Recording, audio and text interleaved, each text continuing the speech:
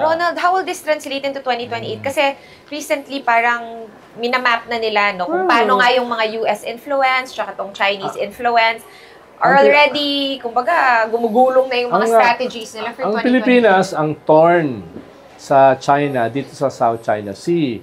Yung South China Sea is now the hub of the world.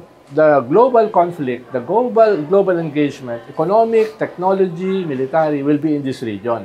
No, in this region. Kaya mahalaga rito yung dominance ng China. For now, yung lumalaban sa kanila frontally, nag-file ng case sa UNCLOS at nanalo is the Philippines. No? Kaya very sensitive sila sa atin.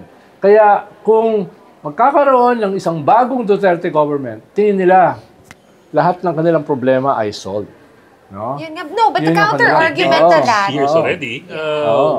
What could they do now that they weren't able to do in the 6 years of Rodrigo? They barely moved. Well, yung error nila noon, no? Iiwasan na nila.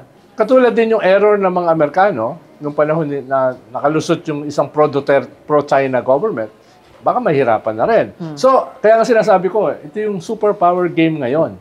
Na dati, pwedeng hindi masyadong nag-escalate, ngayon nag-escalate na. No? Ang sinasabi ko lang, nagsimula ito without the Americans. Nung UNCLOS, yung pag-file ng case, debate yan sa Malacanang, never na pag-usapan dyan ng US.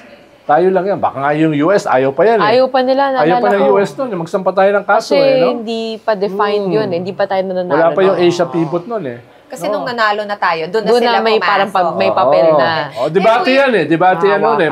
Wala kasi tayo, wala lang tayong defensive capability. Kaya baka ma-invoke yung mutual defense treaty. Doon tayo pumunta sa international law.